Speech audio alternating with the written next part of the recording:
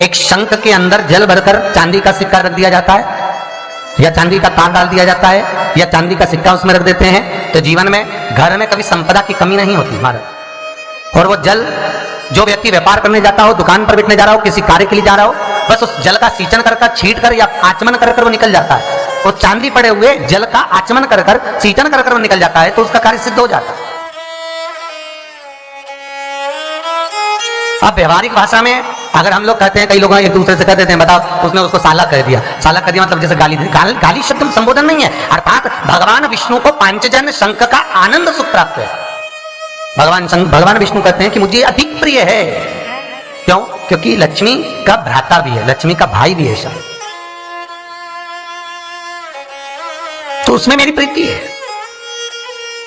उसमें मेरा आनंद है। कोई आपसे अगर पूछे कभी जीवन में कि ये साला का जो संबोधन है ये कहां से आया, तो आप कह सकते हैं कि मंथन के समय पर, समुद्र पर जब मंथन हुआ था, उस मंथन में जब लक्ष्मी प्रकट हुई थी, लक्ष्मी के प्राकट्य के बाद में जो पांचजन्य शंख साला प्रकट हुआ था, पांचजन्य शंख उसका नाम ही था पंचजन्य शंख साला। जो शंख प्रकट हुआ था भगवान विष्णु को वो अति प्रिय हुआ था क्योंकि वो लक्ष्मी के साथ में प्रकटा। उसी तरह भगवान शिव की जो प्रीति है, भगवान शंकर का जो आनंद है वो बेलपत्र और शमी पत्र में, बेलपत्र और शमी पत्र। एक निवेदन सभी से रहेगा, कभी जीवन में मौका मिले और 12 महीने हर महीने शिवरात्रि आती है, ऐसा कोई महीना नहीं होता जिस महीने पर शिवरात्रि नहीं होती, प्रत्येक महीने शिवरात्रि आती है। तो निवेदन रहेगा कि चंदन की 3 बिंदियां लगाकर, डंडी के भाग पर इत्र लगाकर, प्रत्येक महीने शिवरात्रि आती है।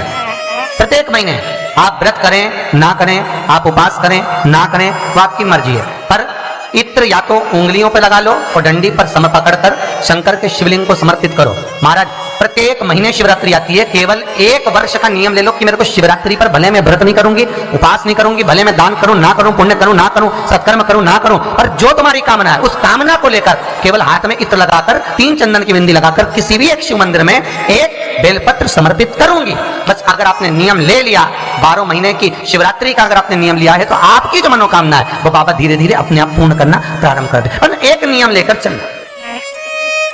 शिव महापुराण में लिंग पुराण के अंतर्गत वर्णन किया,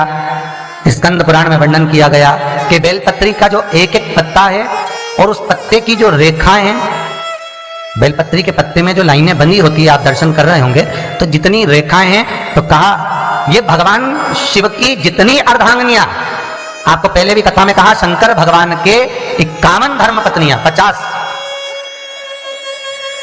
उमा, चंद्रघंटा, कुष्मांडा, कात्यायनी, स्कंदा, ये जितनी पहले हुई और अपने प्राणों को त्यागते त्यागते त्यागते त्यागते फिर पार्वती के रूप में जो प्रकट हुई, तो कहा मध्यस्थ जो बेलपत्र का भाग है, बीच की जो पत्ती है, ये भगवान शंकर की जो धर्म पत्नियां हुई हैं, वह भाग माता स्वयं जगज्जननी जगदम्बा पार्वती उस मध्य भाग में विराजमान होती है, उस बेलपत्री के मध्य भाग में।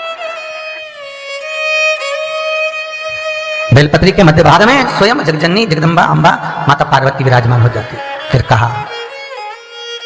इस बेलपत्री का अगली जो पत्ती है, दूसरे नंबर की, शिव महापुराण की कथा कहती है, लिंग पुराण कहती है, स्कंद पुराण कहती है कि दूसरे नंबर की जो पत्ती है, इस पत्ती में भगवान ब्रह्मा, ब्रह्माणी और ब्रह्मा द्वारा जो सृष्टि का निराकरण है, ब्रह्मा द्वारा जो सृष्टि अर्थात जंघा से मनु और शत्रुपा को जो प्रकट किया है, उत्तानपात प्रियवत कन्या देहोती आकुति प्रसूति, इनका संपूर्ण ब्रह्मा के द्वारा निर्मित सृष्टि का सारा भाग द्वितीय पत्ती में विराजमान होता है। तो ब्रह्मा ब्रह्माणी के साथ में शिव की स्तुति के रूप में समर्पित हो जाते हैं। तृतीय भाग, तीसरी पत्ती का जो भाग है महाराज, शिव महापुराण, लिंग पुराण, स्कंद पुराण कहती है कि एक पत्ती संसार में जन्मे हुए मनुष्य का जो भाव है, संसार में जन्मे हुए मनुष्य का जो दृष्टि गोचर है, संसार में जन्मे हुए मनुष्य का जो दृष्टि है, उसकी चित्तवृत्ति है, उसका मन है और उसकी कामना, उसका भाव तृतीय पत्ती में विराजमान होता है, जो भगवान शिव को समर्पित होता है। अब 2 पत्ती के बीच में जो डंडी है, 2 पत्ती के मध्य भाग में जो डंडी है, तो लिंग पुराण कहती है, स्कंद पुराण कहती है, पद्म पुराण वर्णन करती है कि 1 पत्ती और 2 पत्ती के बीच में जो मध्य में डंडी है, इसमें 33 कौटि देवता, 33 कौटि देवता भगवान शंकर